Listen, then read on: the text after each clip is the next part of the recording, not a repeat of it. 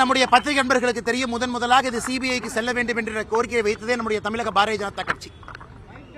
கரூர்ல நாம் தான் வைத்தோம். காரணம், இது ஒரு அரசியல் கட்சியோ, எதிர்கட்சியாக இருக்கக்கூடிய அரசியல் கட்சியோ, ஆளுங்கட்சி திமுகவோ அல்லது தேர்தல் பரப்புரைக்கு வந்த தமிழக வெற்றி கழகத்திற்கோ சம்பந்தப்பட்ட வழக்குன்னு மூடி மறைக்க கூடாது. இது 41 உயிர்கள் சம்பந்தப்பட்ட வழக்கு.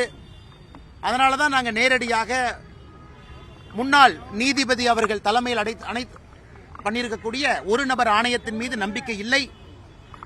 அதே நேரத்தில் சிபிஐ முழுமையாக ஒரு ஃபோரன்சிக் இன்வெஸ்டிகேஷன், முழுமையா என்ன நடந்துச்சு, யார் வந்தாங்க போனாங்க, ஆர்கனைசர் மீது தவறு இருக்கா, லோக்கல் அட்மினிஸ்ட்ரேஷன் மீது தவறு இருக்கா, கூட்டத்தில் யாராவது மர்ம நபர்கள் கலந்திருக்கின்றார்கள், இதெல்லாம் முழுமையாக ஒரு ட்ரெயின்டு ஏஜென்சி மட்டும்தான். இதற்காகவே ட்ரெயின்டு ஏஜென்சி.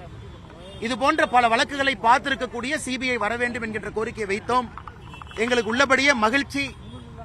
பாரதிய ஜனதா கட்சியினுடைய 2 தொண்டர்களும் கூட தனிப்பட்ட வகையில் உச்சநீதிமன்றத்திற்கு போயிருந்தாங்க.